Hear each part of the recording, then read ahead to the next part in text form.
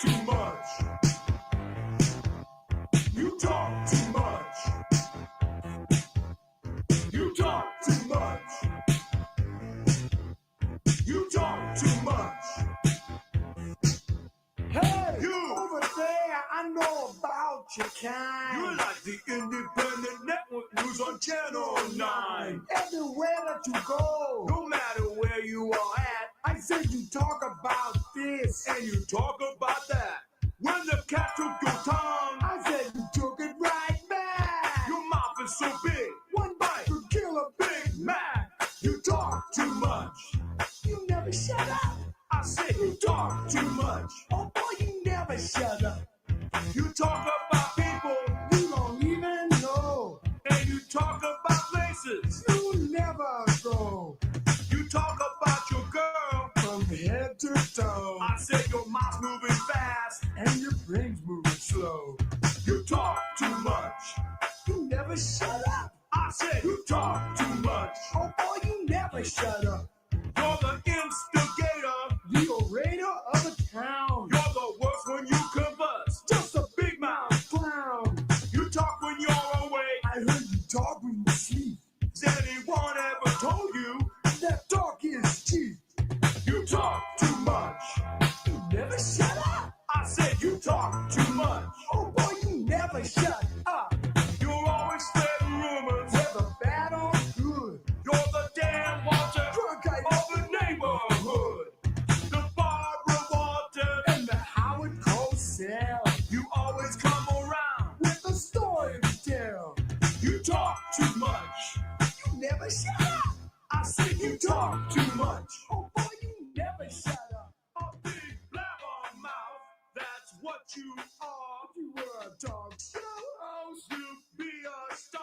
I said your mouth is big, size extra large, and when you open it, it's like my garage. You talk too much. You never shut up. He said you talk too much. Oh boy, you never shut up.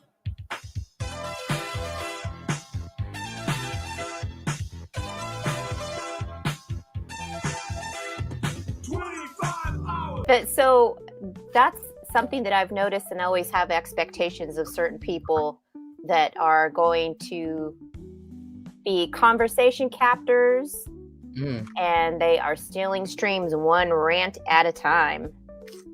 And it's always the same offenders. Is it just their hobby? Or are they incapable of having a conversation? Do they just have so much on their mind that they just want to get out? Like, I never understand how people don't understand the art of conversation. I talk, you talk. I talk, you talk. Right. There are different conversations on here where the yielding is the polite way to go about it. And then there's the conversations that are complete WWF style wrestling matches. Mm-hmm. But some of the personality types that I see on here are ones like, let's identify some of them anyways. We've all seen them. So there's the intellectual bully. Oh. And they over-explain, they love to condescend, and they love to shut people down. Mm-hmm. And then there's the contrarian, who always disagrees, no matter what the topic is. And then we use this term a lot, which is the narcissist. And they need to dominate every comment section. It doesn't matter if it's up on the panel or in the chat. And then we've already figured out that there is the troll. Oh, absolutely. And they thrive on chaos and no truth. Mm-hmm. And then how about the clout chaser? Ooh, the clout chaser. Yeah, engages just to be seen or to gain followers. Well, I like the way you brought it into the comment. You mentioned the comment hijackers. Some people can't help it. They just step into a section, a chat section, and everybody goes crazy. Ooh, I can't stand you, or everybody has something to bring. So you have to be careful who you are and how you interact with people. Do you like it when conversation hijackers come either on your panel or on your chat? Yes, I mean, they add a little bit of spice and flavor to the conversation or into the chat. But sometimes when they derail it, it makes it so chaotic that I just turn it off and wait until they're all done, and then I'll go back and listen. Let's say hi to the chat before we go. Speaking of chat hijackers, y'all make sure to hijack that like button, whether you're on the Mad Chatter or the What's Up Cynthia page. Oh, sorry, my security team. My security team's over there at the door waiting to be let in as well. But hello, Dogma Free. GT says, I don't mind a bit of trolling. Okay, well, I don't mind it either, but contained trolling is what I'm more into. Contained trolling. Hola, hola, Miss Bex. I like the new avatar. Those sunglasses are really flashy. I like them. Hey, Bex, always good to see you. Dogma says, a little trolling if it's funny, but most supposed trolls are no life having losers. I don't know what they are, to be honest with you. I really don't. I like to think they have no life, but I could be wrong. I don't know what to think anymore. Why do these types of personalities, why does it happen? Why do people act like that online? And why does it feel so much worse here online than it does in real life when these people act a whole damn fool on here? I mean, here on the digital part, the algorithms reward the outrage.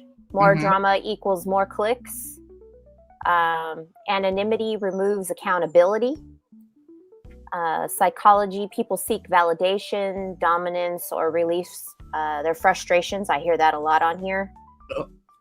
And also, echo chambers, toxic behavior gets normalized and rewarded. And I see that happen a lot on here, especially for content creators that are monetized channels that encourage that type of behavior. Dogma says it's a lot of unsolved trauma. Have you ever visited a friend's house and their family is just loud and argumentative by nature? Oh yeah, my family is like that.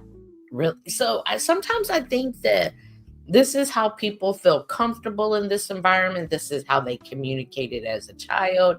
They think every home perhaps communicates like that. So I'm going to go in here, yell at you. You're supposed to yell back at me.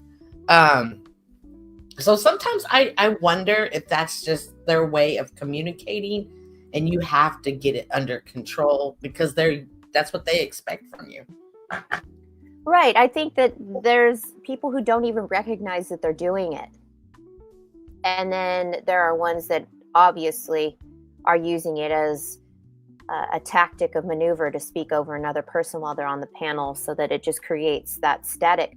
But one thing that I've noticed in past streams that I've participated on is when somebody's yelling at me and they're speaking over me, I just use the same tone like I'm using right now. And the funniest part about it is that the audience can hear my voice more than they can the other person that's yelling at me. Wow. Like, it's interesting that you say you grew up in a home like that, because I never think of you as a spontaneous, loud, boisterous, argumentative person. You and Bex are probably one of the most calmest, even kill people on here. Like, y'all get upset, but you just kind of raise your voice a little. Whereas me, I'm yelling and cussing and everything. So how did you come from a family that was argumentative like that to a state of balance that you're in? It took my career for me to learn how to check that type of behavior. And the older I got, I was receiving the same complaints from my coworkers about my personality and being overbearing and not letting a person get a word in edgewise. And so then I had to reevaluate how I needed to communicate in the work environment.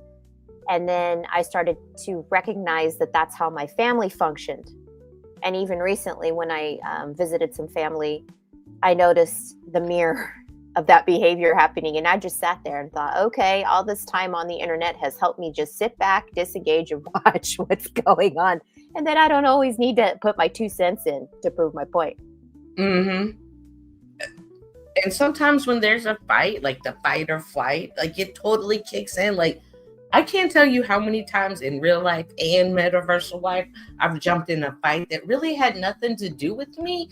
I just was going to go and defend somebody. Oh, hell yeah. I'd throw down for a conversation. Absolutely. But I've tried that here online too, and it only got myself in a mess. So I've even learned to just let the main characters go at it, let them see if they can work it out, and move on with the entertainment value of listening in on the conversation. Do you think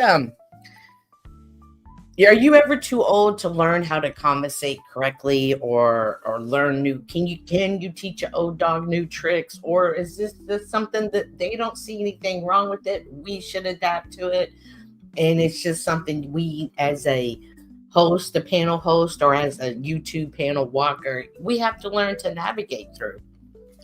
Well, the last conversation that I had was with my 90-year-old grandfather over the weekend. And he's absolutely an intellectual bully and a narcissist in terms of needing to dominate everything in the conversation. Mm-hmm. So there are people that learn. I've learned. If I can learn, then anybody else can do it.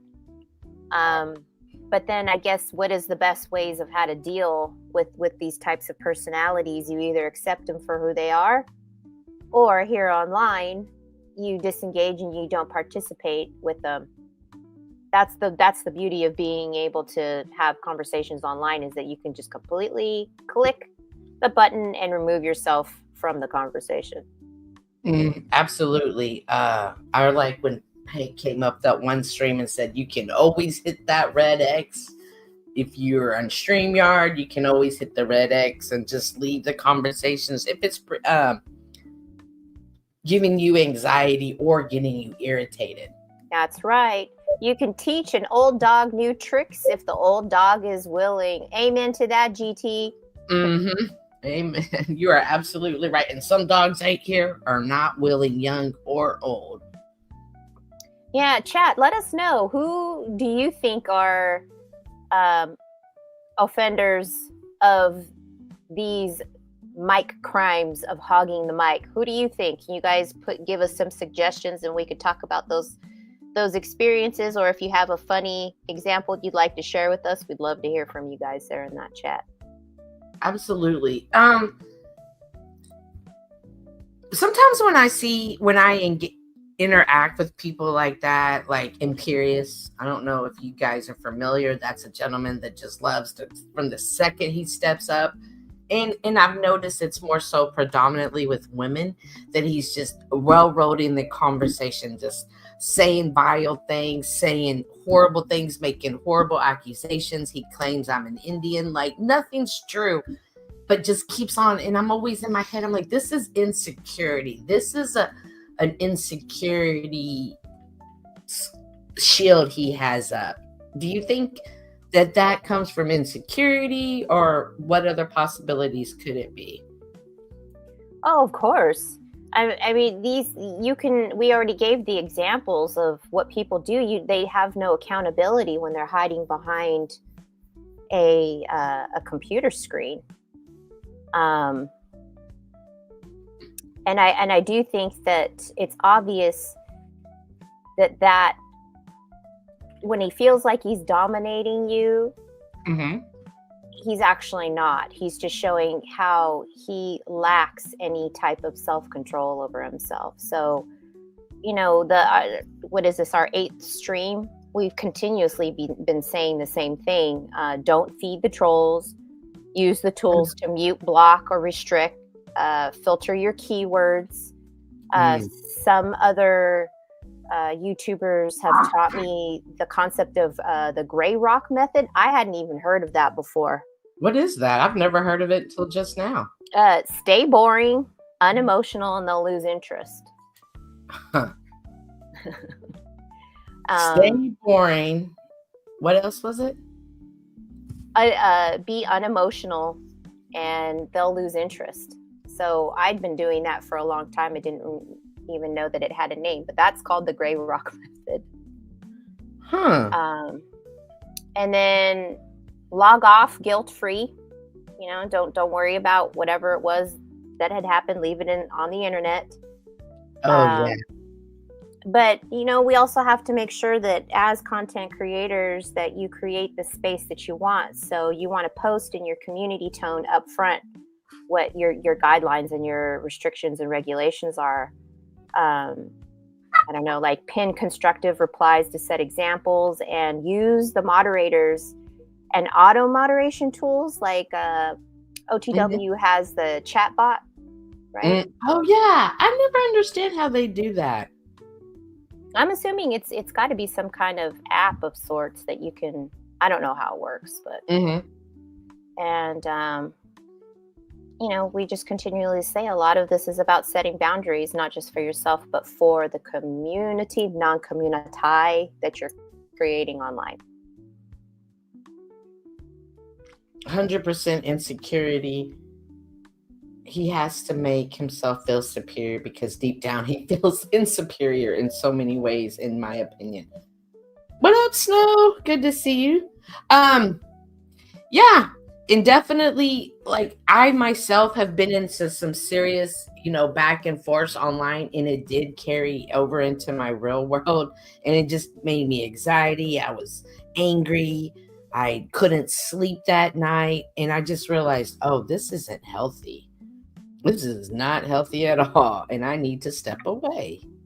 Exactly. So, I mean, it's moments like that whether it be online or in your real life, you're like, damn it, I wish I could have said that differently, or you know, and you beat yourself up over it.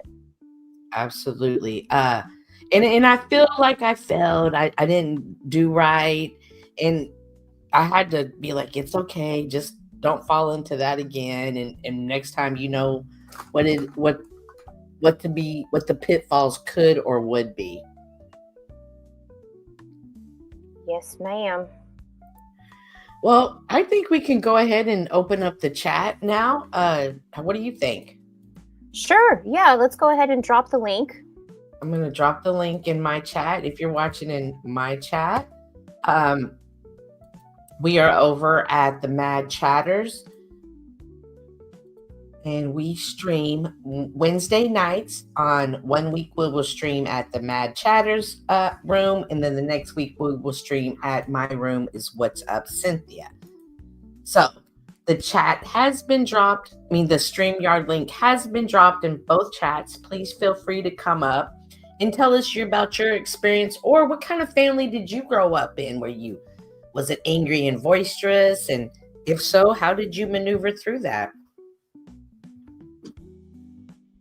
Yes, I'm just looking through some of my notes here for a minute, because there was something interesting that I saw. Let me share this. I talked with you about this. Oh yeah, that was. Yeah. I love what GT just said. With in self-talk, be kind to yourself. Absolutely. That is, sometimes it's hard for me to be kind to myself, or I even forget. I don't even make that a priority. You know, not everybody is as confident when they come online. And we see a lot of vindictive behavior here online as well. So there is this website that was suggested to me one day, and I was looking at it here, and it's called Block Party. And bulk clean up your posts, photos, connections, and more across 12 platforms. So this let's see here. It helps you with your photos. It deletes your posts. It fixes your settings. Deletes your comments. But it seems like it just helps you manage your digital trail that people that love to snoop around and find everything out about you. Mm-hmm. This seems to help out with that.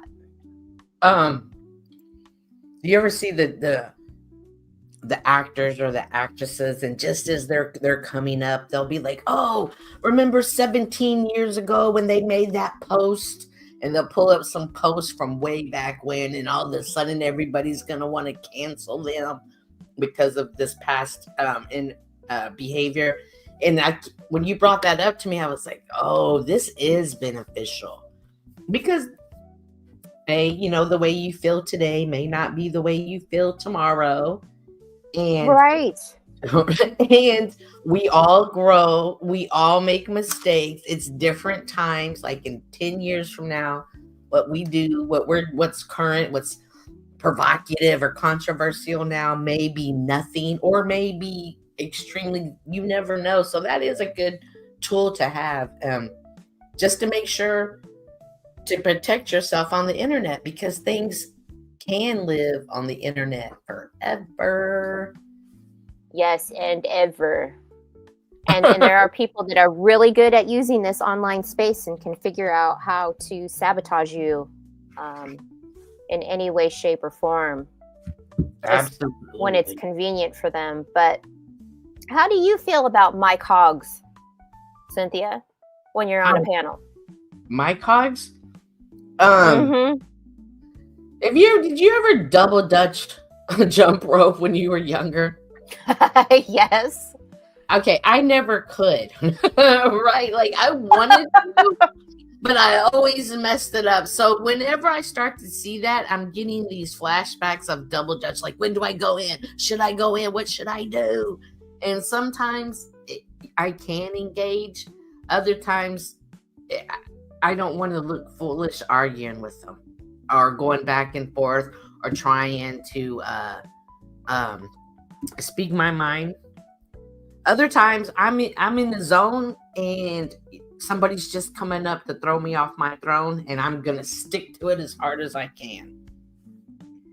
And it's really, you do a really good job of that, because I get too sidetracked when I have too many people coming in at me at the same time, and it gets a little bit distracting and overwhelming. And I've also learned that with certain people, that is the only maneuver you can use, is to keep talking over them, because that's what they do to you. So then you do it back to them, but then it just ends up getting nowhere at the end of it, because the audience can't even understand what you're trying to say. Right, and the conversation's lost. And then, you ever heard, never argue with the pig, never wrestle with the pig, because from a distance you'll both get money. From a distance, people can't tell who's the pig and who's not the pig. Yeah. Right. GT says he was the king of double dutch. Man, I always wanted to do that, but never could. There was one point in my life I was a good jump rope girl. Like I could do 100 good, like no problem. But I could never do that crossover, one leg. Like some of these jump rope artists, they're amazing at what they do. It is, and that's what it feels like. I'm glad that you use that visual. That it feels like you're tapping into double dutch when you join a panel. Right. And I think another thing is before you join a panel, I mean, this is the proper way to behave, in my opinion. Listen to the conversation before you just jump in there. See, try to stay on topic. Another thing that I can't stand is when you're in a good conversation and somebody will just come up there and just reroute it to something like pierogies. Shout out to Cage Reality. But like, I don't like it when people are like, this is boring, let's talk about something else. Have you ever heard of the term online disinhibition? What's that? when I was researching the topic, I came across this term. It reduces the sense of restraint and self-control experienced when communicating online compared to face-to-face interactions. This leads individuals to express themselves more freely and sometimes act in ways they wouldn't in real life. And I thought, oh, that's really an interesting term, online disinhibition. So the factors that contribute to this is the anonymity. So you were using Imperious as the example. Have you ever seen Imperious's face before? No. I was going to bring that up. It's even different. Like, you can argue with someone on live, but it's even different because sometimes I'm like, why am I arguing with this box? Why am I arguing with this picture? Well, it goes to this disinhibition.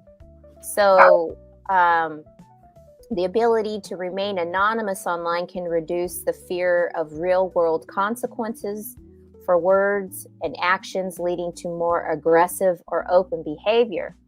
So I was trying to think of some of these personalities that I've never seen.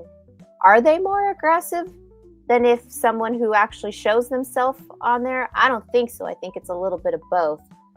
But the invisibility, the lack of physical presence, and nonverbal clues like the facial expressions and body language can make it harder to gauge the impact of one's words and actions, potentially leading to less considered or hurtful communication. And so when I first started doing panels, I thought, no, hell no, I'm never going to show my face. Mm-hmm. Because then they'll just drag it, right? And they'll make little memes about me and little videos about me. But then that's when I started to recognize that I'm taking away my human interaction with it, right? And these people are always saying, we don't really know who you are because we can't see your eyes. Mm-hmm. And they were kind of right about that. But then as soon as I started doing that, then I started getting comments like, oh, now all she wants to do is show her face all the time because now she likes the way that she looks and she's a narcissist. So I couldn't win. Sometimes I mean, I don't know if it is this. It feels this way, but then again, this is how I feel, and I could be misinterpreting it. But it does feel like men do tend to be more hostile towards women on here, and no matter what we do, they're gonna always find a way to point a finger, to poke us, to pinch us, to put us down. So I had to learn, just don't even pay attention to what they're saying. Well, do you remember the conversation, one of our very first ones, when Wizard came up and we were asking him about that? I remember him coming up, but I'm not sure more so. Well, we were asking him certain questions like why are the men so aggressive, or why do they like to reference the sexual stuff, why is it always suck my dick, all that kind of, you remember that?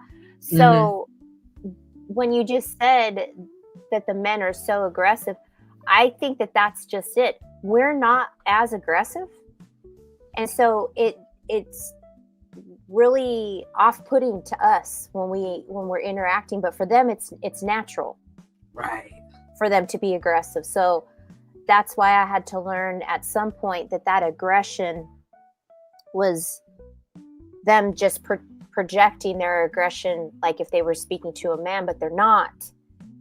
And so it is what it is when you decide to come up there and have conversations with them. Absolutely. And it's a catch-22, because when you're just as aggressive as them, they be, oh, and she thinks she's a man. You see the way she talks, you see the way she interacts. She wants to be a man. There's no winning on the internet. The internet is undefeated. You just got to learn to roll with the punches. Yeah, I mean, I'm glad that I can break this down and analyze this with you, because these terms, I think, are important for us to learn with the social interactions here online. Like, have you ever heard of something called solipsistic? Wait, no, let me try that again. Solipsistic introjection. That's a word that was difficult for me to say, and I've never even heard of it before. Whoa, what? Can you pull that up so I can look at how it's spelled with my words? Just because, like, I'm a visual person and I need to see this word because I'm like, what does that even mean? Let me get the correct spelling. Yeah, make sure to hit that like button because not only here do you have good conversation, you learn new words today. With Cynthia and I live. Yeah, because trust me, everybody knows I can barely talk. So it refers to the phenomenon where, due to the lack of face-to-face cues and real-time feedback, other people on the internet become a part of one's shared mind via the internet. Their thoughts feel like your own thoughts, a process known as introjection. Can you see that? Yeah. Can you just copy and paste that word and put it in the chat, just because I can't see the spelling of it up there. I want to write it down and do some SOLIPSISTIC. TIC. And what's the second word?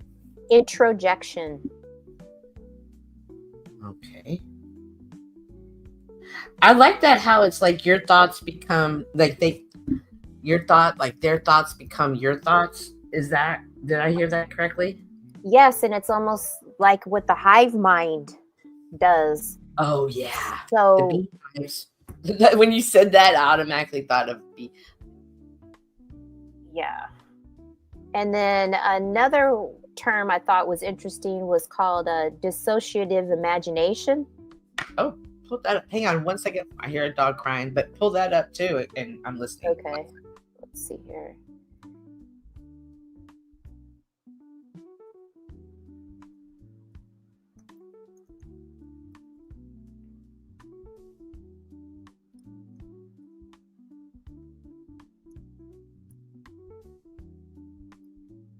We're learning new terms here today, chat.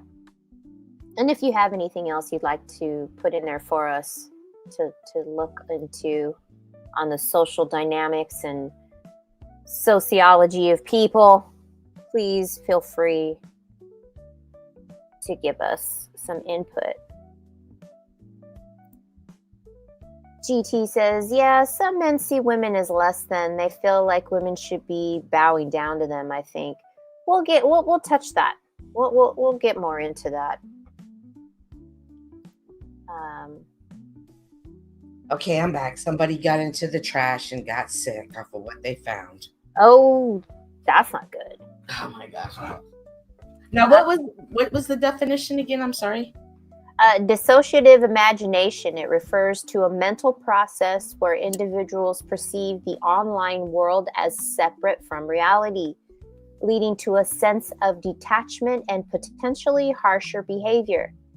Dissociation is a mental condition that involves a loss of connection between thoughts, memories, feelings, surroundings, behavior, and identity. It can cause problems in managing everyday life. And I thought that one was interesting because there's an individual that had lost their everlasting mind because Cage Reality had created an AI chatbot wife for this person.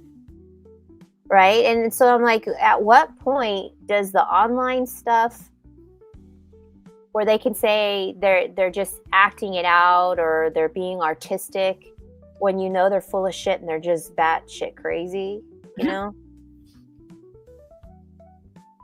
And then another one was minimization of authority. And it says... That's everybody here. No, you don't have to show your ID. Don't pull over. Keep going. Yeah, I like that one. Online environments often lack the same social hierarchies and rules as real life situations, which can lead to a sense of being less constrained by authority figures or social norms.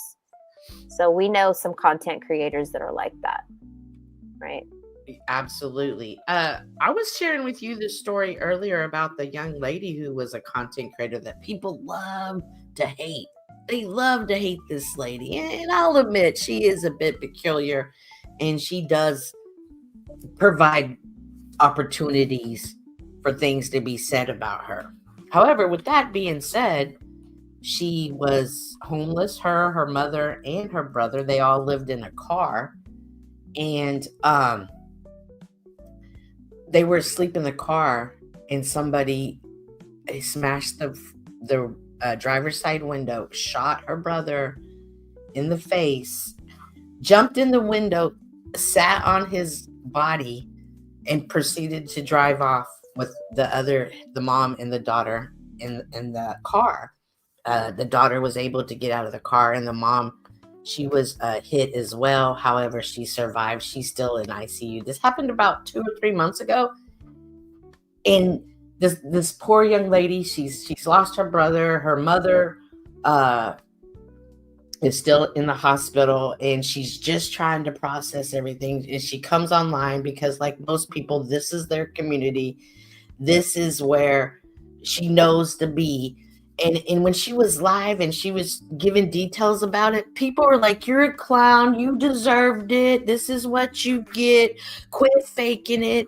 It's not even that serious, because why are you wearing makeup? If you were really mourning, you wouldn't be wearing makeup right now."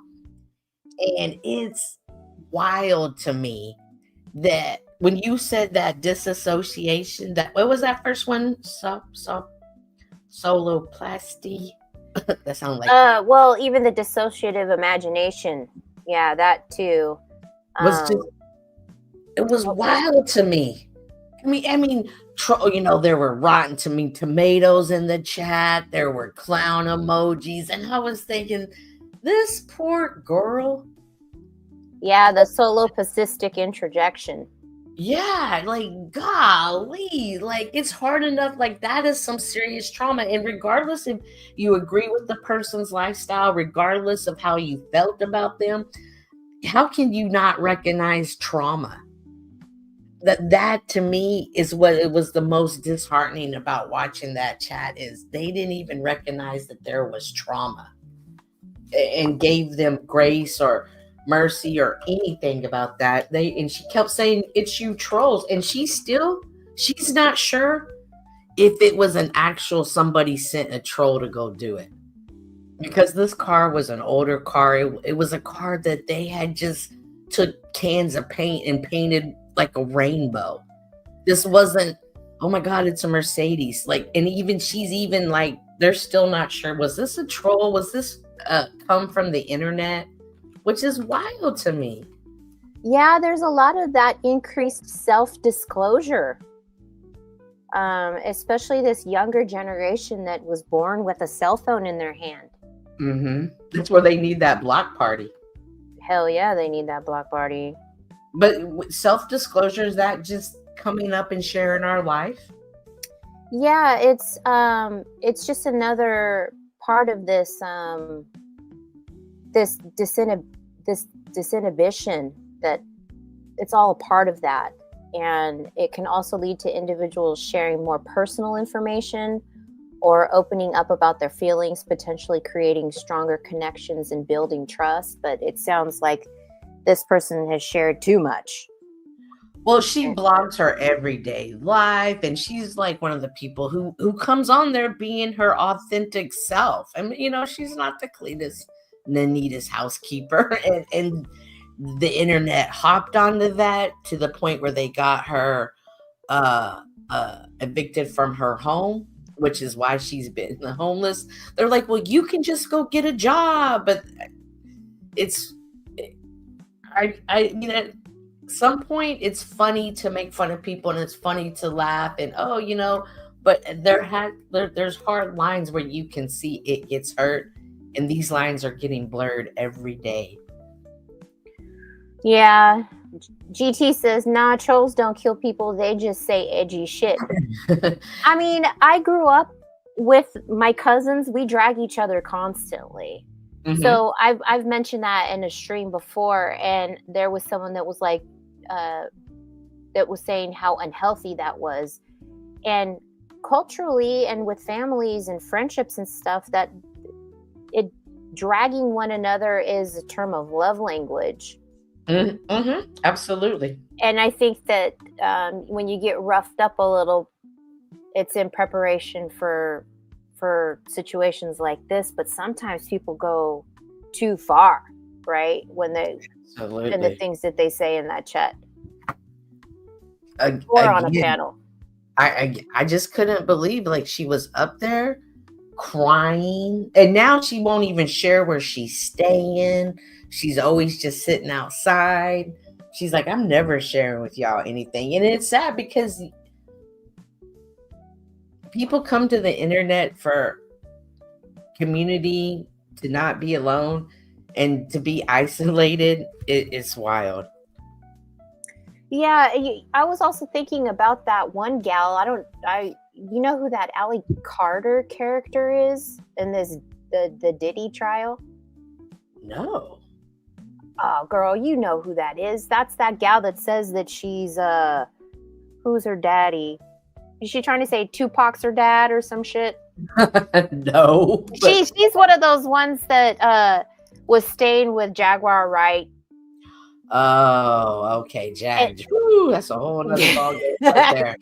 Well, but I'm using this as the example because that person lost supposedly she is a person that is a victim of trafficking. Okay. Human trafficking.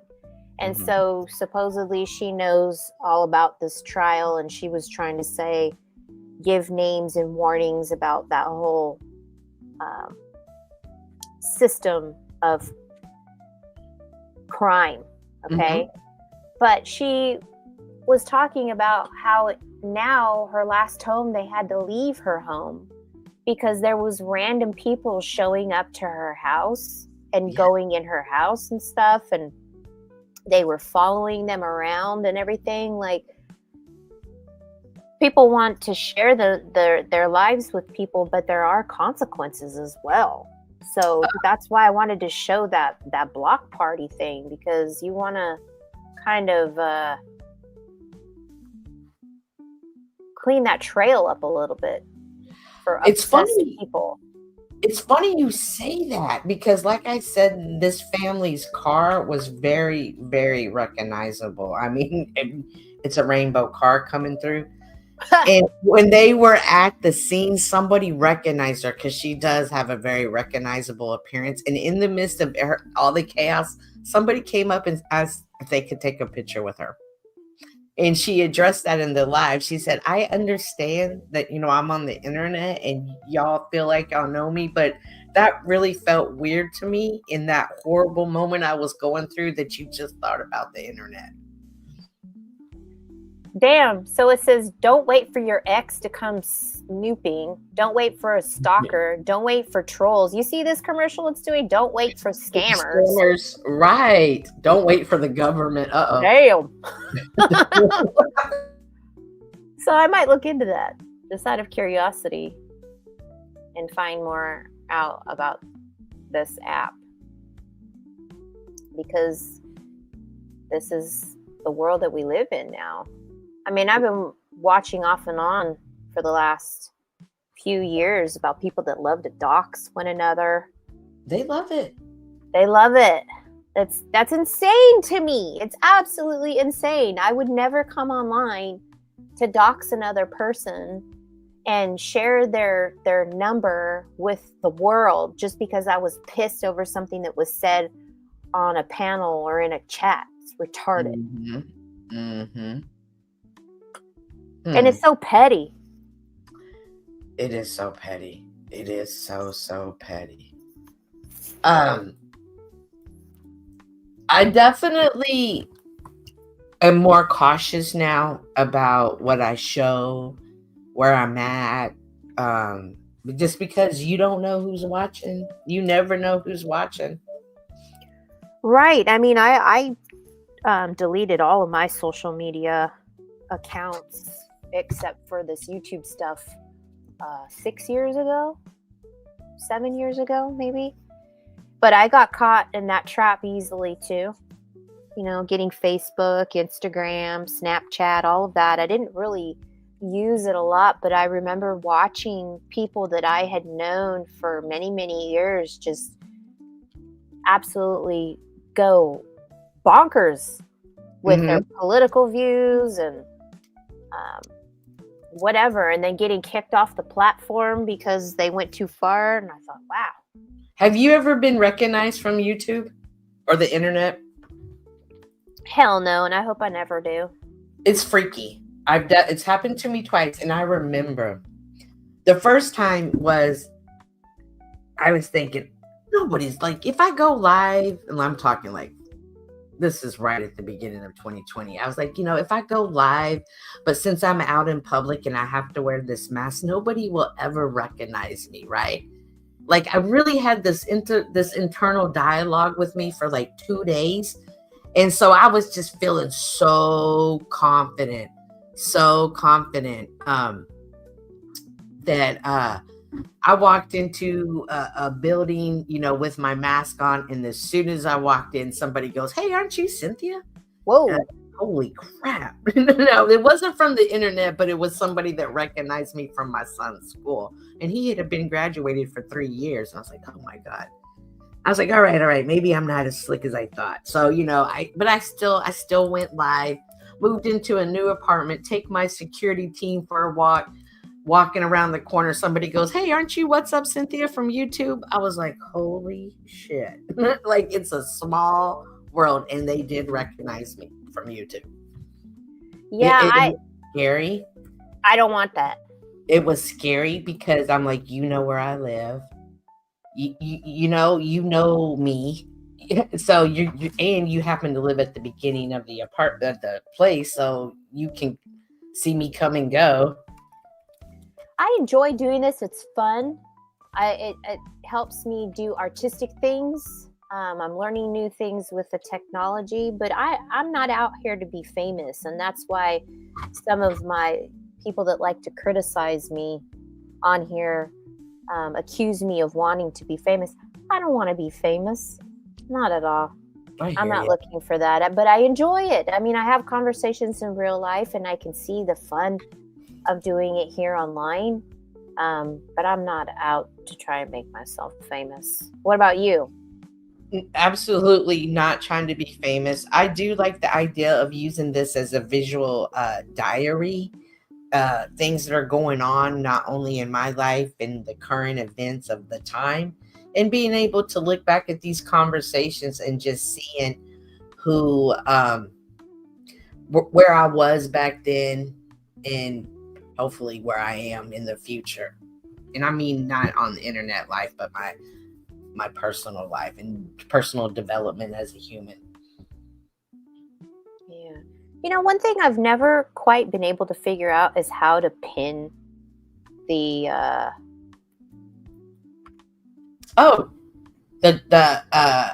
the link. Yeah. Just go to your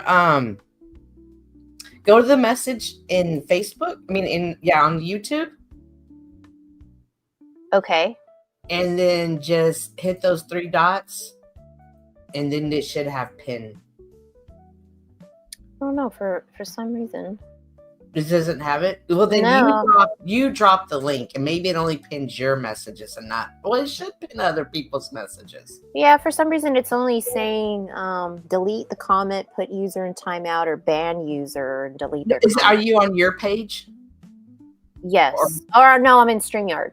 No, you have to do it on YouTube page. Oh, gotcha. Mm-hmm. Go to YouTube and then hit it. That's wild. Mm-hmm. I'll figure it out at some point. Mm-hmm. Okay. Hey, I had to step out. Glad to be back. Yeah, we're just here chit-chatting about the craziness on YouTube and just how people overtake conversations and create false narratives. for enjoyment. We really don't know why, but we want to just let you know that it's okay not to be that way. You be aware of what panels and what chats and what communities you become involved with. Set your boundaries, and don't let anyone tell you something's okay if it doesn't feel okay. Right. And when we were going back to what the topic at hand was in the beginning, which was Hey, Jessica. stealing streams one rant at a time, conversation captors. So I don't think you'd find me being any of those types of people. No. But they're fun to watch. They are. I chuckle at some of the things they say, but it never influences. They are annoying too, though. The way I feel about people, and that's one thing. Like, regardless of how people feel about one person, don't be influenced by that. Wait a minute. Snow, what is this? That's exactly what's happening right now. My face is the thumbnail. But anyway, what do you mean? What's going on? She's kind of going through it. People have been giving her a hard time about her being her. Everybody else has an issue with women when they're strong, when they don't fall in line, when we can't be controlled. A lot of people don't that throws their mind off. Fools and Tools say people don't know how to window shop. Boy, Fools and Tools, say that again and say it loud. She has a lot of insight. Also, people don't know how to see others and be inspired by it. They, for whatever reason, people will feel threatened and instead of inspired. I can find inspiration pretty much in any situation, whether it be people I hate or people I don't like. From a creative mind aspect, I can always find a good something I could take away from it. But I had to train my eye to look for that, though. Yeah, sure, Snow, go ahead, hit the panel. Yeah, come on up. Make sure to hit the like button if you haven't already hit that like button. We do appreciate y'all tuning in. We go live every Wednesday night at 8:30 Central Standard Time, 6:30 Eastern Time. And we just have conversations about our experiences and what we're learning on being panel hosts and panel walkers and trying to step into this form of entertainment, this form of media. Perhaps we're not Hollywood bound, but this is Hollywood on a micro level to some degree. Yes. I mean, it's therapeutic. These conversations are also therapeutic. I enjoy them. I enjoy talking to you. I enjoy having good conversations. I enjoy feeding my mind. Same here. I enjoy learning. I people watch. Mm-hmm. So, for example, if I am going to go to a theme park or go to a museum and I'm there with a group of people or my family, I like to just sit back and watch people interact with one another. You know, I used to love to go to the airport and watch people come in from all different countries. However, after 9/11, we could no longer do that. She says, people at triggering caught in their emotions, and you see the maturity and the level they are, most in grade school and lots in terrible twos. Oh, girl, I've been telling people all the time they're in their terrible twos. Yeah. My grandson turns 3 and he, oh my gosh, girl, he throws fits. He will not hesitate to throw stuff down, throw himself on the ground to make his point. I'm like, holy cow. Right, and that's how I see that individual imperious act. I know, if I don't get my way. Right, no communication skills, no social skills, terrible twos, any few, participate, you're enabling it, their ego, delusional entitlement issues. Right. That's why I don't go to the same place as I used to anymore, because I've recognized this about those personalities. A lot of victim status individuals, and I just and that's okay. You know, people move on every single day. You can stay in the same place for 6 months to 3 years, and it's okay to move on. It's not a big deal. Hello, Miss Snowfire. Hello. Hello. Hi, ladies. How are Hi. you? I'm okay. I'm good. I did some gardening today. I got up very early this morning and did a job, like a gig. And then all day I've been looking for a job because I kind of like got laid off of my new job. They were talking about tariffs and how they were going to take our hourly wage away and just make us work off of commission only. I left there. Oh, Wow, yeah. when you say a gig, are you a vocalist or? No, this is like this And one is I get paid like $25 an hour, okay? And I go and I like serve like it's like a vending job, like little liquor samples or whatever. Go over there, get all the placements, the settings, everything ready, and then go work the next day. Just make sure that they have everything that I'm given, and then show face at the store. And then I work for 4 hours and make like $120. That's what I'm gonna do until I find another job. I'm thinking about maybe getting a job with the state. I don't know what I'm gonna do because I know that's tricky too.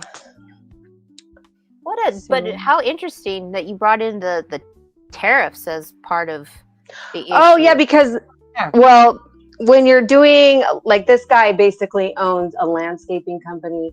It's the oldest pool company of Sacramento, like of Northern California. So that's what he does, is like he builds pools in people's backyards, and he does commercial accounts and all that stuff. So they have all those big rigs. And he's saying, oh, well, if these things break down, we don't know what's going to happen, and da-da-da. And he's like, you guys are going to...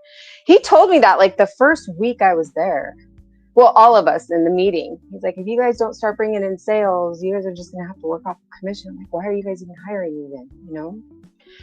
So, yeah, I think that they just realized with the tariffs, maybe, I don't know. I'm still confused. That it's probably not a good idea to put somebody on board. I don't know. So I was disappointed, though. I really was excited about that job because I've never done like landscaping design before and did pools and all that. So Well, then it sounds like you've got lots of different talents. But I wanted to ask you, so what's going on with your comment that you made earlier about thumbnails about you? What's that all about? Oh yeah, the tards and like the cupcakes, they manufacture drama. Like Cynthia knows, and it's just coming out of nowhere because they want an argument, they want a fight, and Mystic's in jail, so they have to figure out some way to get off, I guess. I don't know. So yeah, I guess they're saying I'm in love with Randy Reeves, and Randy Reeves is Mystic's ex-boyfriend, and him and I are friends, that's for sure, because we've been through a lot. I mean, that's kind of like with Snafu Snaps, like he was always, bagging on Monograph, on who else, but they all become friends at the end of the day because they are like, who is this person, and you get to know that person. And then you find out the truth from the narrative, and you're like, that person's not as bad as, that other person was saying, I guess. I'm so annoyed with them. I am too, kind of. I mean, Tarek has a bad habit. Tarek and Chuck has a bad habit of making shit up just so they can get their jollies off. Though as a chat box, instead of doing proper research and have proper sources, where they can have something to complain about and gossip about. It's Tarek texted me, and he wrote me like a whole chapter in a book. And he was mad because I wasn't showing emotion back, like, with his little threats or him trying to bribe me.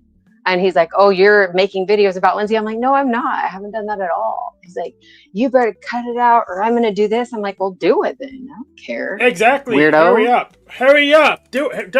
Stop making your threats and actually do something. My religion prohibits me making threats. I either do the thing or I don't do the thing. Period. The only thing is like, it's amazing what Venus is like saying to them to make Tarek's brain just end up like mush. And it's making my brain mush, to be honest with you. I'm like, what are you talking about? Yeah, I'm kind of a lot of starting. Yeah, someone in the chat is like, "Who's Randy? Who's mad? Who's Snafu?" I'm so. It's a bunch of degenerates. It's a bunch of people who gather up to try to tear other people down. Yeah. Well, let me go up here for just a minute. When we were talking about people watching, GT says, my life was people watching at one point. I had social anxiety and barely spoke.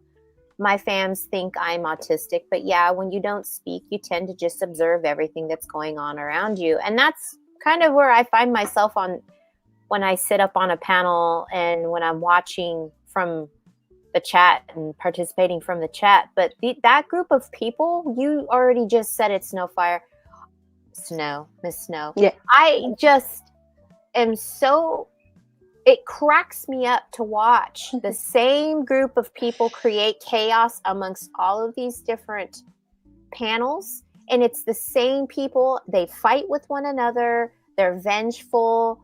They dox one another. They're taking each other to court. Yeah. They're calling the cops on one another. All sorts of nonsense. And it's crying victim. Right.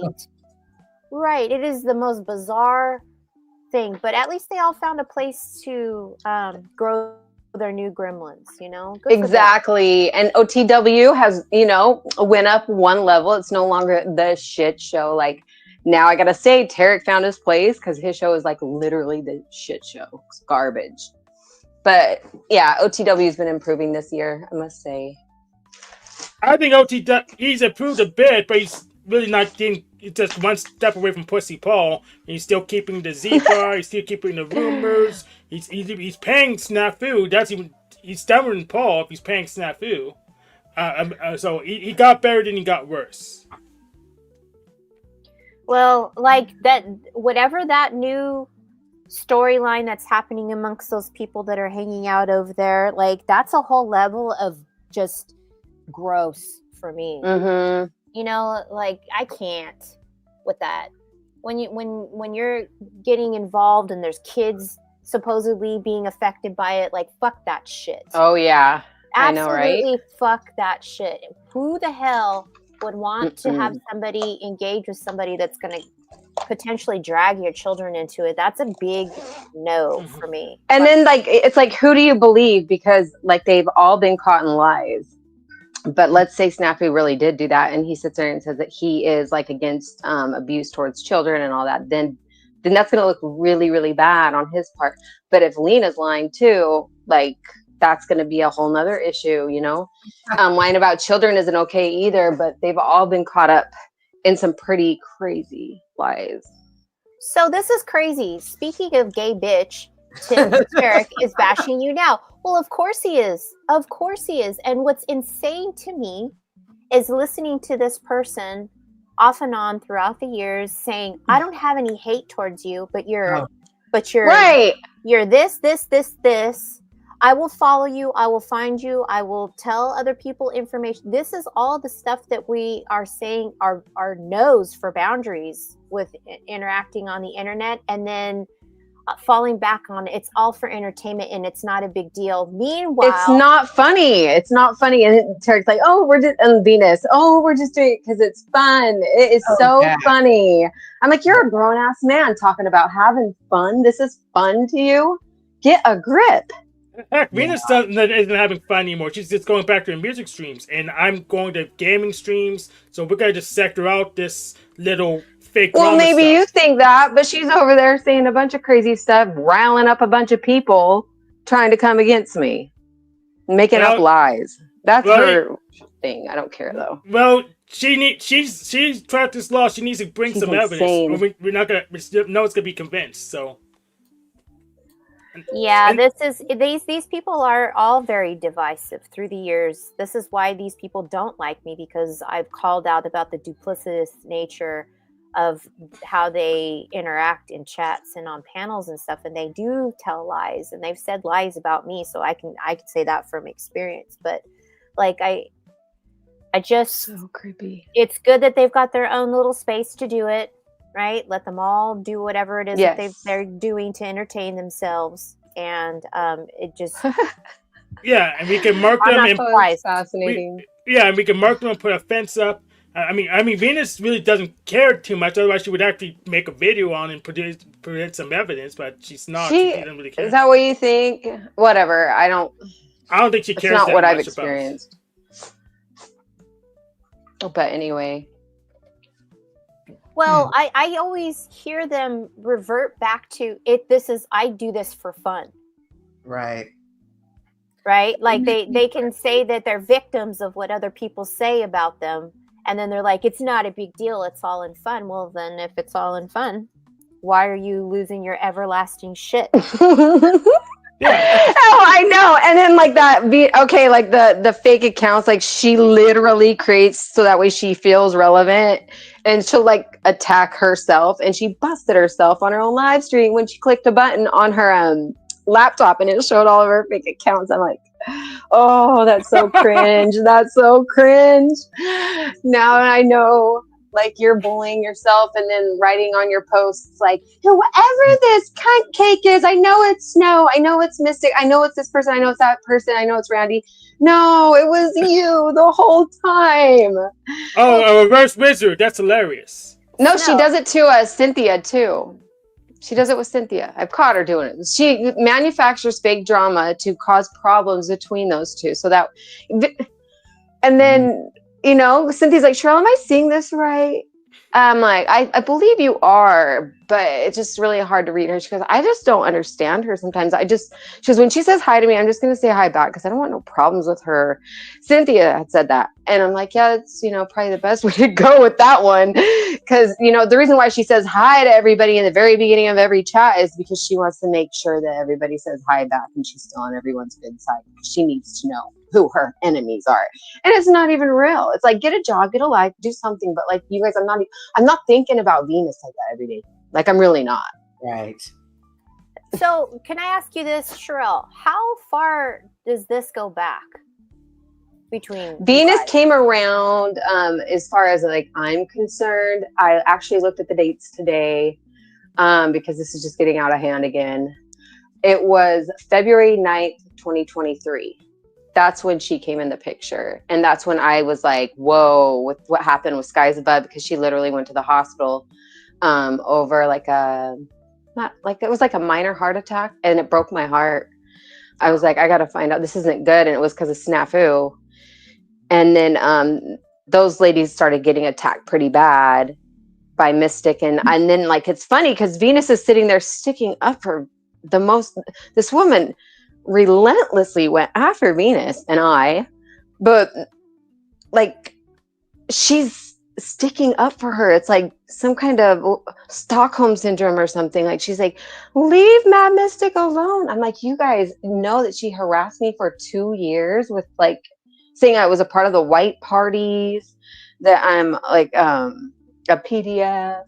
I don't know. I mean, the only reason why I'm asking, it's because like I just can't keep up with it anymore, and I just no, it's just, trust me, it's all fake. It's all manufactured. In real life, like if you can think logically without your emotions, then it's not as what it looks like in real life. Like, I actually used to talk to Venus on the phone when I created my troll channel, because I said, if she goes after you one more time, Venus, I'm putting up this channel. Somebody's got to do it. I'm sick of it. And I actually got enough guts, because Mystic is a scary chick. Yes. Zebra in the cage is a good thing. Zebra in the cage. Well, yeah. I just think this whole concept of the whole zebra thing is fucking wild. Okay. Mm-hmm. Like, these people. What do you have? Mm-hmm. I mean, they're talking about how they've worked for Marfugal and what that whole Dex program is, and I'm like, this is insane. Yeah. This is too much. No. If you feel like you're getting in over your head as a mod somewhere, get the fuck out of there. Right. It's that easy. Just it's crazy. And I listen in on some of those videos and stuff. Like, I would never want to let myself get so invested somewhere that I would have to be worrying about the FBI or the CIA or whatever kind of bullshit coming after me just because I clicked a link to have a conversation with somebody on there. Okay, this is where I gotta say, in all fairness, this is where I got involved because it was literally right after my ex died, and there was some really weird things happening. And he was a famous YouTuber, and he knew Marfugal. He knows all the big YouTubers. You know, he had over 200,000 subscribers. But when I heard, well, actually, Planet X Watcher, she was one of James Munder's moderators, and for years I thought she was a man, you know, and then we started connecting because she was a mod at somebody else. It was a Christian channel. She was a mod over there, and then I found out that it was a woman. And then after James passed away, her and I kind of got closer. But she's friends with Snafu Snaps, and that's how she connected me to Snafu. And let me say, I was vulnerable. Like the first year, I mean, there was restraining orders that went out. There was, you know, a bunch of crap going on. But like, I met Snafu, and it is true when people say, like, Snafu will say, if you don't do what I say, or if you don't go with my narrative, you can't visit other channels, you can't do this, you can't do that, because they are pogos, you know. And at first I was like, if with what I was going through, I was like, oh gosh, I wouldn't put it past anybody. I was so stressed out. But then I seen a couple other things, like narratives that were being thrown around, and I'm like, no way that person is involved in that. Like, I know that person from Discord, and they're actually really good people. They're good Christians. And so that's when kind of their house of cards fell apart on me. And I said, I got to get, when they started naming themselves, that's when they named themselves the Zebras. And that's when I was like, okay, this is getting to be too much. I don't want to be a zebra. And then that's when I got attacked really bad by his nephew. It was pretty bad.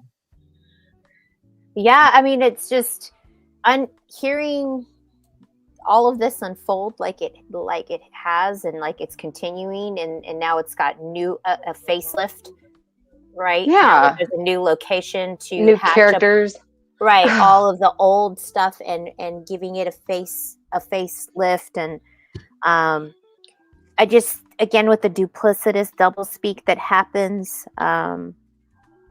it's really interesting how they can create just maybe 5 people to create such chaos amongst people. You know, it's not very many, but what a mess. Yeah, and all we need to do is just play video games, and they really don't have any effect. They're worthless. They make shit up. They don't cite their sources.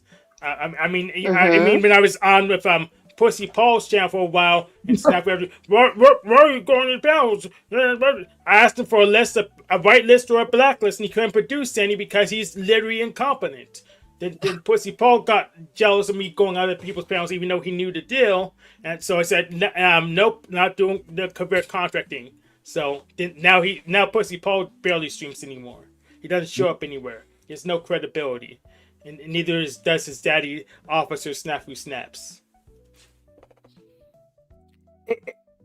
With your stream, like, people will attack you, and you just have to be strong, and you have to develop those senses to know what's happening, because people are not going to tell you who they are, but they will always show you who they are.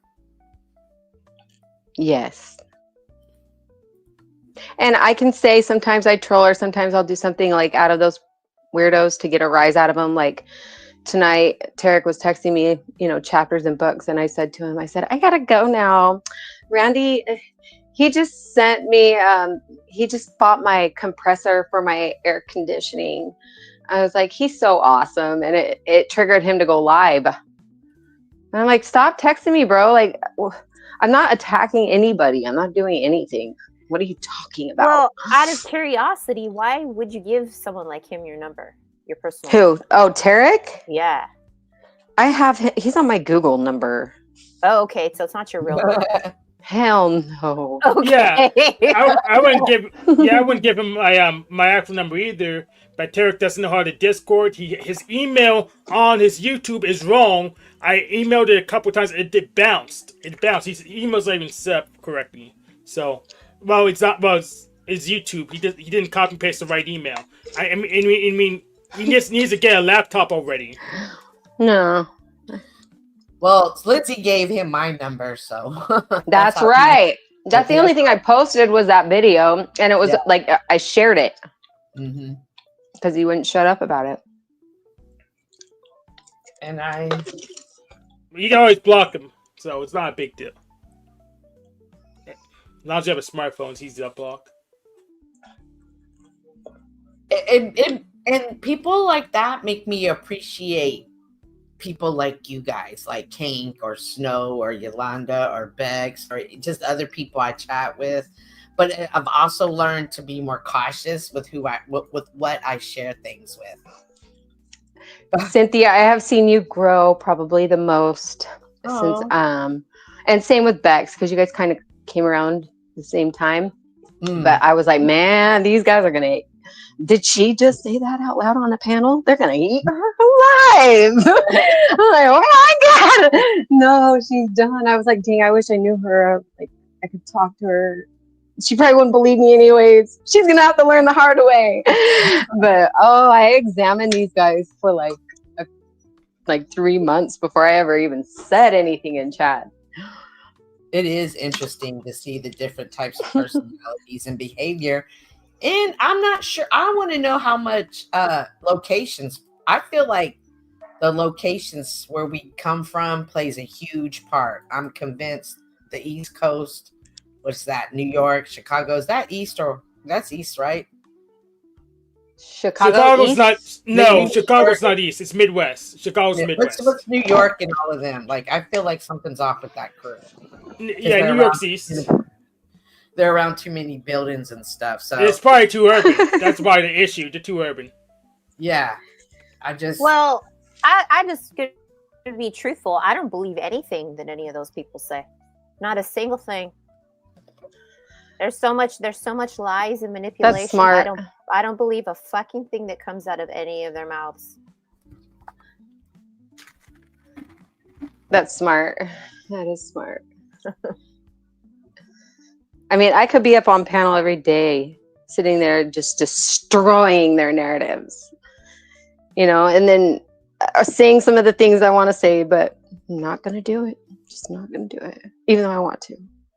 I don't want to give them any more energy. That's right. They want my energy. It's become low cows to me. Like, I don't know if I've advanced, if I've elevated. I don't know if it's the Mars energy. I just know that I don't want to associate with them anymore. No. I don't even like, the more they say things about me, the more I know they're just trying to get my attention.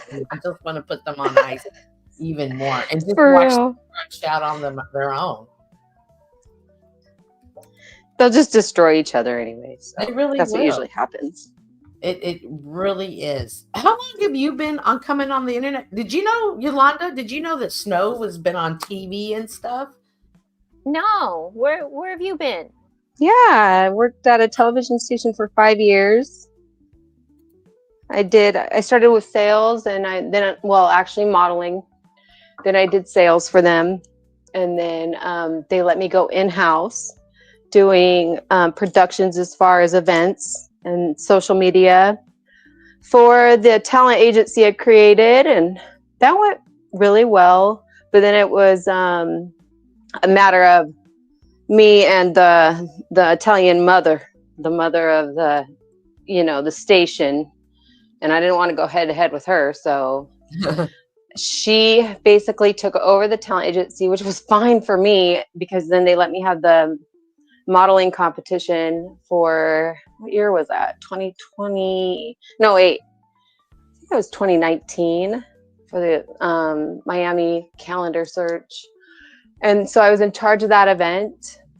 But then I did hosting gigs for a lot of different job sites, like sales that I would get, or people would find me on Twitter or Model Mayhem, and they would ask me to cover their events, stuff like that. Well, then you have experience on this. Oh yeah. Oh Okay. yeah. This stuff though is so low level. Well, Cynthia said it, local. No, they're just low. Like I feel like going over there and even being in other people's chats, I feel like I have I just caught an STD that can't be washed away. I know. That's how like that's I gotta think about that. Like if you are that type of person, and I'm not saying everybody should feel that way, but him and I or them and I, certain people and I we don't mix, and I recognize that, and I'm not trying to make sense of it anymore. It is what it is. Blech, they're gross. Not Mystic she always made me feel that way. I would feel gross going into work the next day. I would feel like, damn, I wish I didn't have to watch what I just watched last night, but I had to. It was a big mission because she did some horrible things. She did some hideous things to people. That's and crazy. It was like a mission. But that's the thing. Like, if we all know that these people do hideous, crazy things, why do we still interact with them and let them? Well, she's in jail now for terrorist acts, terrorist threats, and aggressive stalking. So, Híjole. the whole family won. Damn. That's wild. That's crazy. That's how bad she was. And I don't want people to be victims of that either. It's like kind of like a duty. You either just sit there and sob and cry victim, or you actually do something about it. So, Snow, Red says, Snow, could you put a charity event together so we can raise money to get gay Tarek a bra for his bitch tits? I'll just buy it. I wonder if he would wear it. How would we get him to wear it, though? That's the question.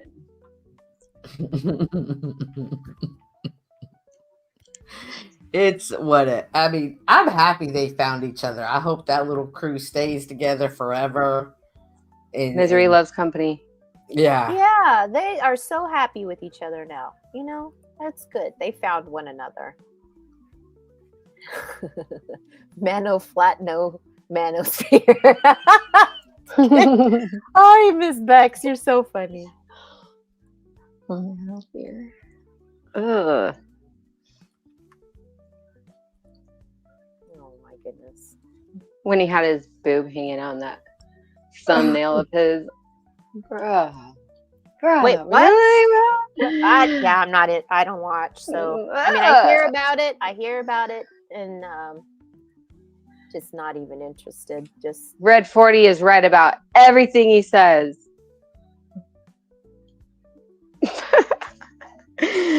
I fully support that troll. Yeah, I'm a little busy here doing some modding. Okay, that's why I'm also a little quiet. Snaps. You and I can do it live after this live, Snaps. I will go live, and you got 10 minutes to come up, but calm down. I know you're excited, and I know there's things that you want to say, but right now we're on topic here. But I will be more than happy to give you an opportunity and a space to speak your mind. Yeah, it's sane people time right now, Officer Snaps. Because Lena's guilty too of lying. Like, I remember that from the very beginning. Like, they were saying, don't like Lena because of ... Like, basically she was a liar. And I'm like, oh, well, don't care. But I've watched her shows, and I'm like, she's one of those I people too, like kind of like Venus. I hate to talk about people like this, but it's I did this, and I'm like that, and I have this, and I have that, and I would never do that. And I don't know. I just don't know if I can believe really anybody. Right. Yeah, you can't. Not on here. No. And that's sad. That's sad that that's where I hope she's not lying about her little boy, though. If she's lying about her own baby, that's pretty low. That's the only thing I don't get. Yeah, let's not even mention it. to be honest. You know, Right. Yeah. that's their bullshit. Let them continue to victimize themselves and participate in all this stuff. Like this is their thing. And you have to Yeah. remember, they're always going to try to lure you in. They're always going to try those tactics to do that to you. And you have to be wise to it. You have to, realize what your boundaries are and understand that some of these fights aren't your fight. And even if you're fighting with me, that's still not my fight. You're really fighting with yourself. I'm learning today. You're right. I mean, Cynthia. No, She you is are. right. Absolutely. Yes. Yeah, and you She's just calmed me down a couple times. this is really this platform, this social media experiment. What is Snaps call it? Snaps, what do you call it? The something. What does he call it? The initials. He calls it the digital experience. Right, the digital experience. But doesn't he have DEX? Yes, the DEX experience. Yes, That's the same thing. But how does he do it? He doesn't have a laptop. He doesn't have a desktop. He can't do the digital experience properly because he doesn't have the equipment. He's just on his little dinky cell phone making crappy propaganda clips that no one believes. He's doing his thug thizzle over there. You know? Well, again, we've got the means and the tools where you don't have to see it. It doesn't have to be there. And moving on, and Cynthia said she's willing to have a conversation with him about it, and they can talk about it. But I don't want. Right. He can go over there and talk with those people, and they can hash it out with one another. But it's not any of our problem. This is nothing compared to what I've been through. These people are a joke. Imagine, Snow. I can only imagine because of what I've seen for 3 years. This is insanity. Yeah, it was pretty bad. You guys really, like, no matter what, Paul is kind of like the king of this whole entire operation because everybody floated off of Paul. So we'll give him that because we got Illumi, we got Flo, we got to meet so many other content creators. Cynthia too. And same with Hank. Yes. Yes, Yolanda too. I remember that actually. You're confused. Pussy Paul didn't make me. I pre-existed him, and he didn't even have control of his own sector. Officer Snaps did, so I give Paul no credit. Okay, so you are well, whatever. I mean, it all trickles down because that was his do boy was Snafu Snaps. Remember that too. It was his attack dog. But that was a very toxic channel too. And I mean, it was like, if you can make it through that channel, then you can pretty much make it through anything. And you guys were there for all that. So. Absolutely. I've seen worse. And Bex.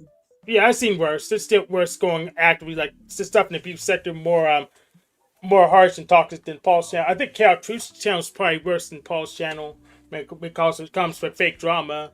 Totally different. Yeah. Yeah. Well, the hard part is for people who are not really aware and prepared for this what these people have for entertainment value. Fake drama as what we keep saying. Some people don't really know that it's fake. Right. And they don't understand the manipulation tactics that people will do. Ooh, it's so ugly. I can't believe people can think like this. That's the part that bothers me the worst. But it really is the generation like my age group. They're disgusting. That we come on here and we don't really realize the pitfalls that we can fall into until we're deep in them. And then you start to be like, holy cow, this is again why Yolanda and I have created this channel in this space for us just to have conversation and maybe inspire one another or help. Yeah, you guys are definitely like therapy for the metaverse. Well, just swallow a chill pill and come over here and you're like, okay, yes, let's refresh our minds. It's not mush or we're not, falling from brain rot, and it'll always be in the back of people's heads. I know it helps me. Cynthia too. She's like, Sharon, it's all good. Don't give them Right. the time It's of good to day. have some grounding on all of it, which is why we do have our insight as to what we've learned Yeah, it's true. from You guys hanging definitely. out on here, right? Like just giving people some insight, giving them some vocabulary, giving them the awareness that if you decide to create a channel and here's For sure. That's good. what is Red saying here? He says, sad part is a lot of people just don't accept others, have changed for the better and want to pull them back in the game. This includes Paul. Yeah. I don't, and I agree with I don't want to be pulled back into some of the toxic bullshit. Yeah, so I'm actually gonna offer them something. They need to start labeling the fake drama so pedestrians don't get sucked up in it. And if they don't, we're just gonna contain you. Can you elaborate? No, on what I that can't. means? A little bit. I can't elaborate. Oh, basically, we just won't talk to them. We just shun them. Oh, okay. It's that simple. Because something. We need to save the world. We need to be free. You know what? I don't care. It doesn't matter. Actions just the actions show a lot, though. And I gotta say, I seen Paul come back for a minute, and I'm like, he's already coming back. I see him, kind of going on other people's panels, like playing his part. But then he disappeared again. He's like, okay, I'm still around. I'm okay. But he went away again. Like, I really, truly believe he wants to wipe his slate clean. But then again, I know how narcissists are. And for somebody to change their tune, they're all the same. And once you know that person, they always use the same tactics. And for him to go away again and not go with his ego, because a lot of people were pushing him, kind of shows growth, I want to say. But that's the first time I've seen it with him. I don't care if he goes away, because I feel like he led a lot of broken men astray, and that's not okay. Like, a lot of broken men were following Paul like a god in my eyes, Well, but he wasn't responsible for any of those for people. them, and he made that very clear. Yeah. Did y'all see him on OTW's Paul when he came up a couple of weeks ago? He seemed a lot more like it was Paul. Remember Crispy? Was Flo there? I want to say Flo was there too. When we were all at OTW's. I really feel like he had really gotten some grounding in him. He did come back with a different demeanor. Now, if it was real and authentic, I'm not sure, but I can say he did come back with a different demeanor. Well, I mean, that amount of time and hours, days on end of this takes its toll on anybody, and we could see that happening to him. So kudos to him for leaving and reestablishing a new foundation and going from there and redirect. And I think that is probably the best advice for anyone online that's doing the streaming stuff to do, is to live your life, have healthy habits for yourself, and don't let yourself get too stuck on this stuff. But we see the new location of that behavior. Right, we see that that itch for that addiction to that type of drama and negativity, right? And you see the same individuals all participating in it. So, we're doing it for fun. We're just doing this for fun and entertainment. And it's not really for that. And there's nothing wrong. Like, you're not weak. You're not less than. There's nothing wrong with taking a break and setting boundaries. Do not ever let anybody make you feel like less than a person for doing that. Always, I admire that. Taking care of your mental health and not allowing this app on your phone, your computer, your tablet, your TV, whatever, do not allow that to destroy who you are. All right. Take a break from it and live your life. Which is why Cynthia and I decided to only do 2 hours and 1 day a week. Yep. Because it can be so much. And it can be addicting. Absolutely. I think the words stick in people's heads that you ladies do that too, because you do this once a week. And it's more meaningful. It's not like an everyday repetitive freaking loop from hell. So thank you. Thank you, Snow, for seeing that. I appreciate it. Yeah, in fact, from watching Pussy Pole and Jack Talk on stream every day, I will recommend strongly against it. Have a real stream of income or something. Even Felicity doesn't stream every day because that's nuts. Don't stream every day. Right. It's not healthy for you. And I hate when kids have these in their apps. As a matter of fact, I saw a lady who was walking, had her kids, was pushing them in their stroller. They were like 3 or 4. She had 2 of them, but as she was walking with them, she had the phone in her hand. She wasn't even engaging with her kids. Like go out and spend time with people. Like force yourself to put that phone down and talk to real people, whether they be your family, your friends, complete strangers. Just say hi to people. Like this, do not be distorted by this fake reality up here. Well, and the devices are set up to distract us. All the notifications, the phone, the cell phone, the tablets. It's intentionally.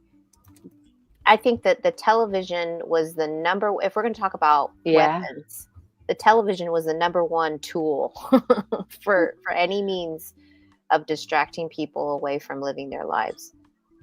And you ladies edit so you can see how easy it is to be able to convert something and make it look like something it's not. Oh, girl, don't even get me started on that shit.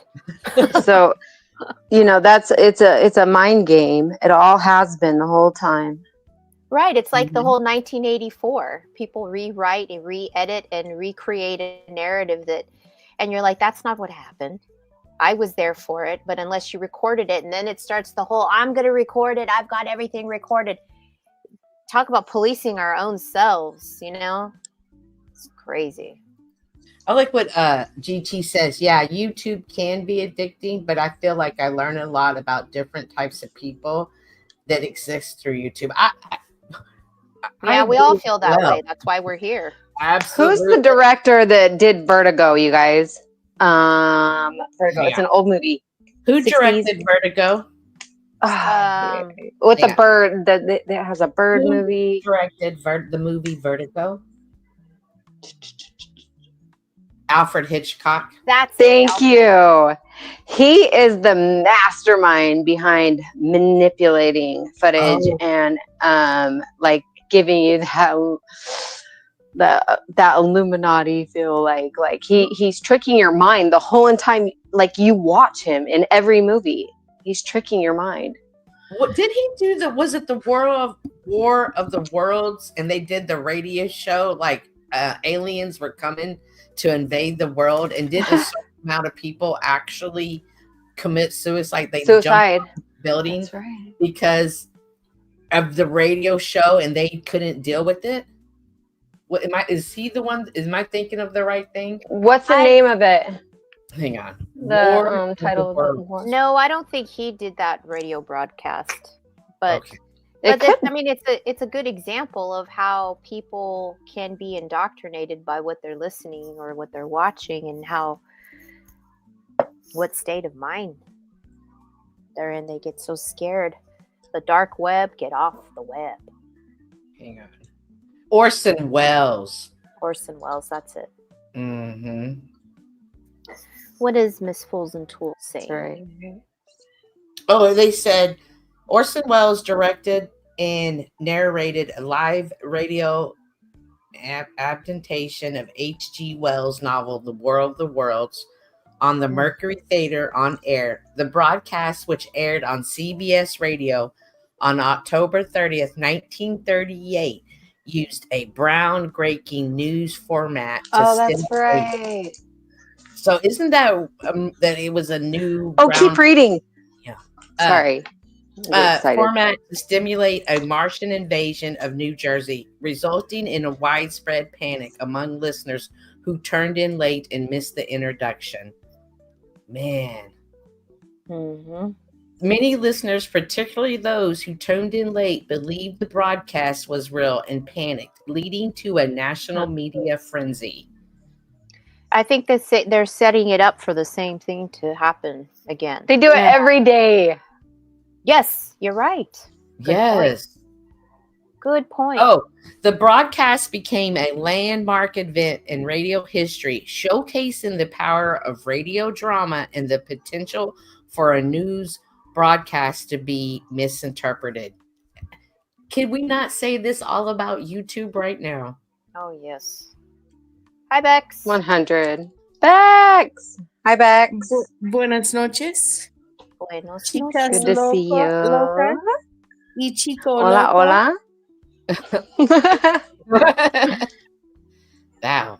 Yeah. So what's... I wasn't sure. Is this like Hank's hair? I don't think he heard you. I heard you just when I wasn't listening. Why? I'm happy to join either way, just saying. Anyways, don't mean to make it awkward. Hello everyone. Hi. I like it when it's awkward. You like a bit of what? I like it when it's awkward. Yes, me too. Good. Indeed. Phew. I can relax then. Be myself. Yeah. Yep. Well, how do you feel about the state of things these days here on YouTube, Miss Bex? We haven't really seen you for a bit. And before you answer, Bex, I just want to add, Bex is someone who definitely advocates for taking breaks from YouTube because of the addiction.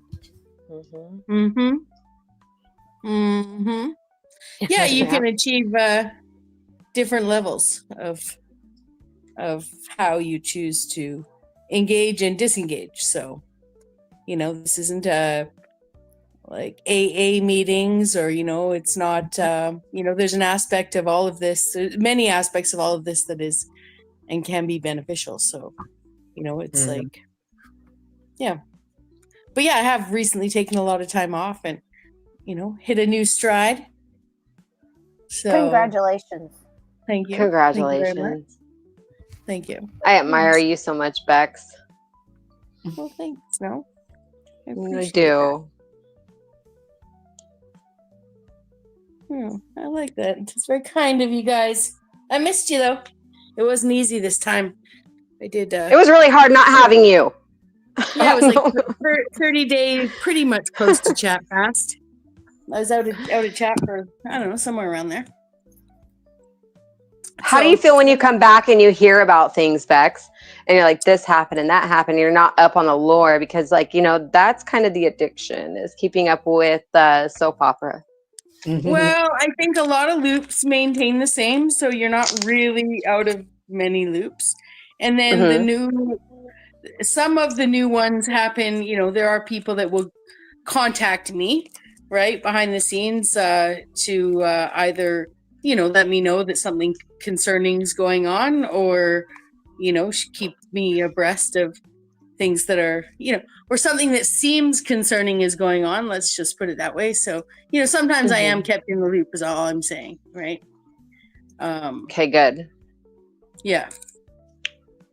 But yeah, it was a good month, and I was still around, like I said, I can listen. You can listen and not engage. See, that's another thing. Like, sometimes I just feel like I have to hurry and write a comment, and I don't want to even write a comment. I was planning on just listening. I've been there too, Snow. I completely had to disengage myself and stop going to the same places that I was going to, and just learn to do different things with my time, because this internet stuff can be so distracting. I don't know if it's my ADHD or what, but I can listen to this and do like 2 other things sometimes. Mm-hmm. I'm always doing something when I'm listening. Me too. Yeah. A lot of people are. You found it has being on YouTube, you know, especially the host or panel walker, has it interfered with the way you make friends in real life or no?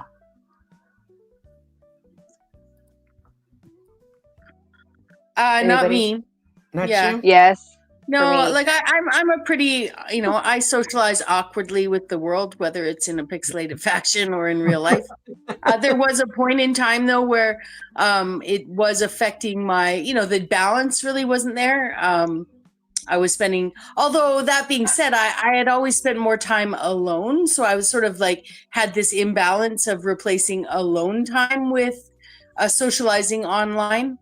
And then it looking like I'm socializing more online than I would have in person, when really I was actually would have been spending the time alone. So yeah, for me, it did expand my social realm for a while. But I also had been like a year and a bit injured before lockdown in 2020. So I was kind of like primed for something to give. Mm-hmm.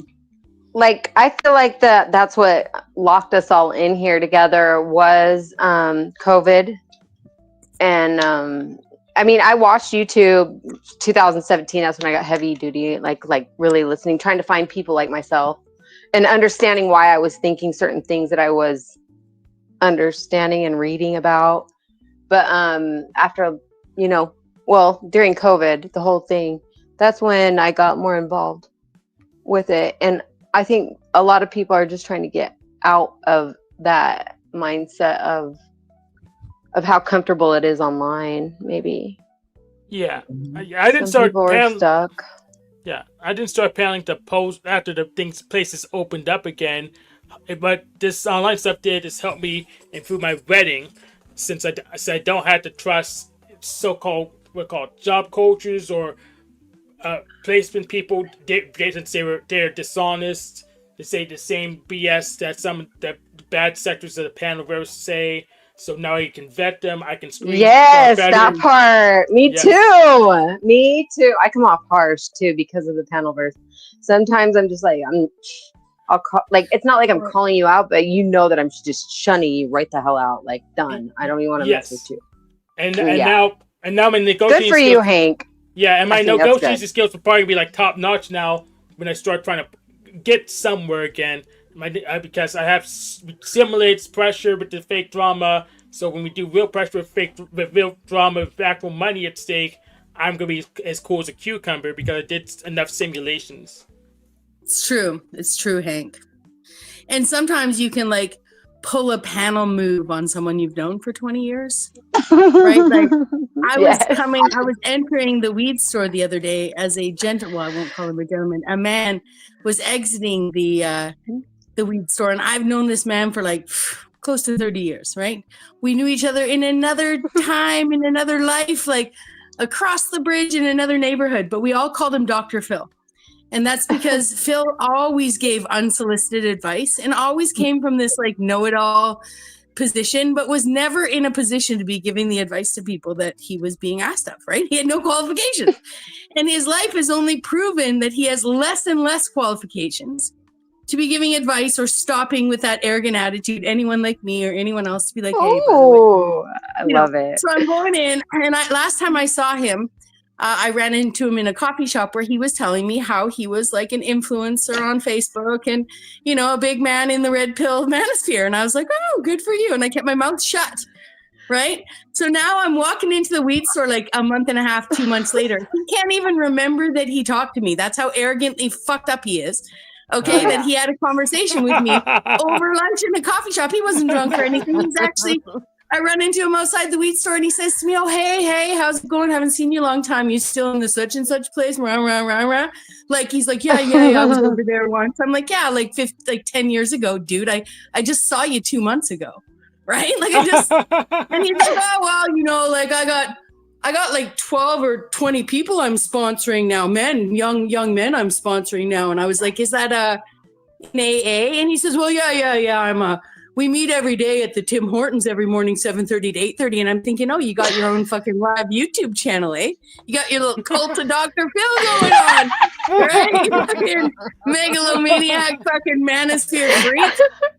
So I decide not to go like, oh, full, like, are you gay? Like, are you, it's good all these men are going more gay listening to a single man with failed relationship. Go up. I was like, I didn't go any of that, right? Because he would just go and tell them all and they'd all be like, oh, that bitch, that feminist bitch, right? They go all fucking no neck, fucking frog lady on me, right?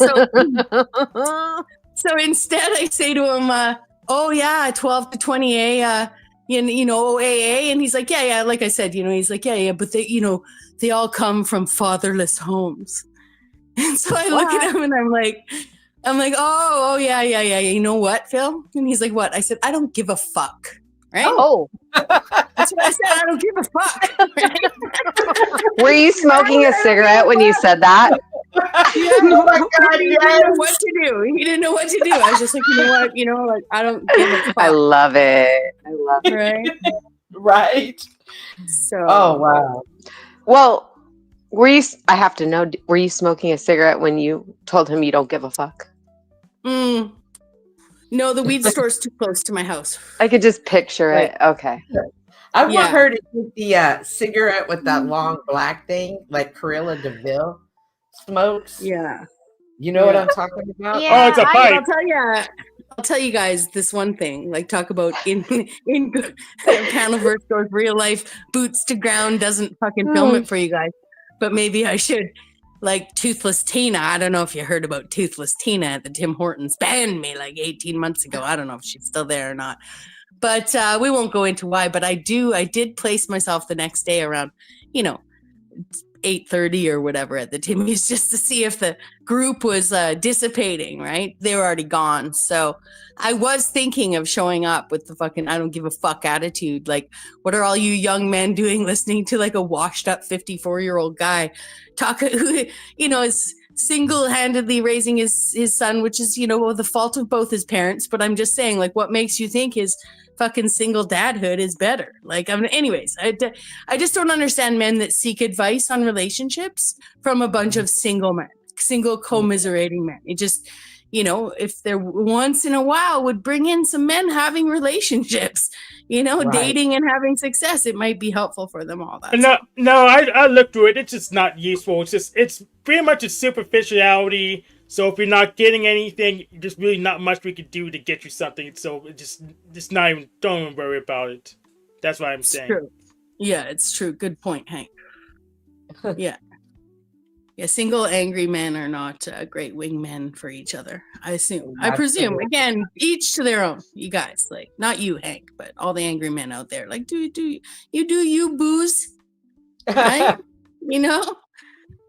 And for the record, Randy Reeves is not an angry old man. He is actually like a ball of sunshine when he is on the right meds. He's a vet, and Mystic made him like flush all of his medication down the toilet, and she would have him up late at night to where he was getting 2 hours, 3 hours of sleep every night. And he did definitely lose his mind.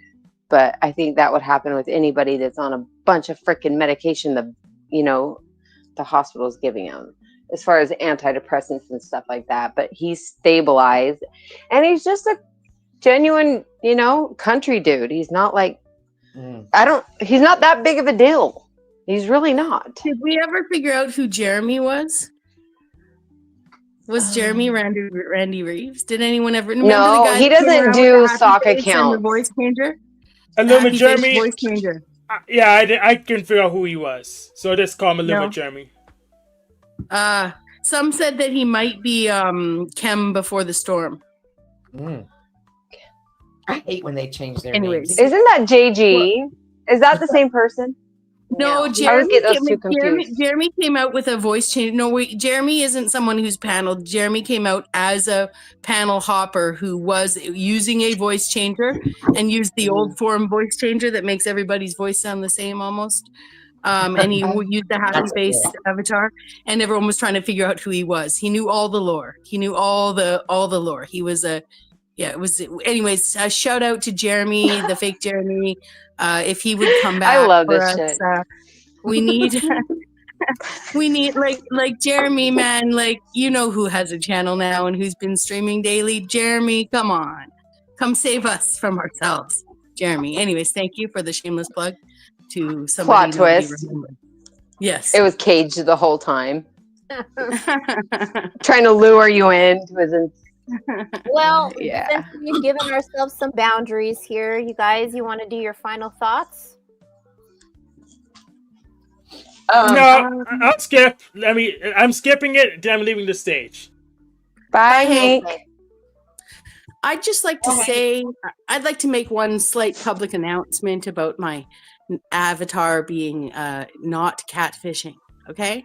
So first and foremost, I'd like people to understand that catfishing has to do with scamming and grifting people, right? Everybody knows what I really look like.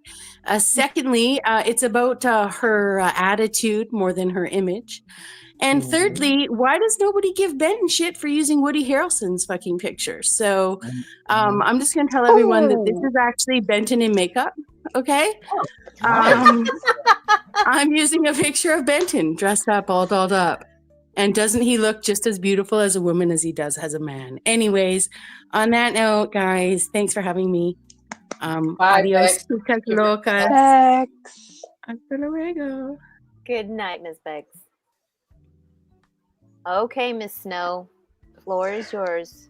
Okay. I would say don't believe anything that you hear unless you get it straight from the source, and then double check it, because half of the time, most of the time it's probably not true, and they're either LARPing or they're grifting or they're trying to come up on some kind of clout off of your name.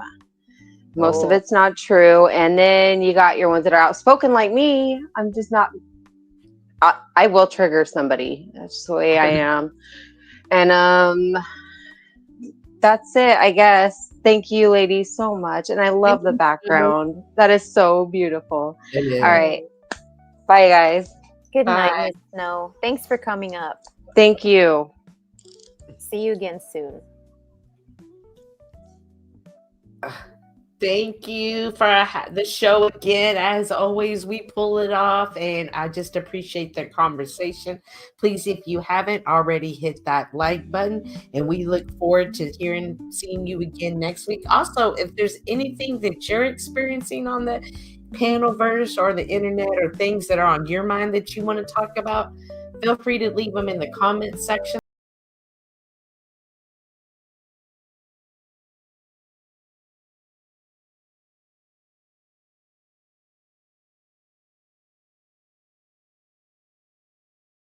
With Miss Cynthia, a lot of insight as to what's going on here in this Panelverse, and I look forward to seeing all of you again next week at the same time, Wednesday, 6:30, 8:30 Central Standard Time. Hold on, let's see here, I'm trying to get this. There we go. All these extra little things that I can use. Anyway, everyone take care. And I hope to see you all again. See you next time.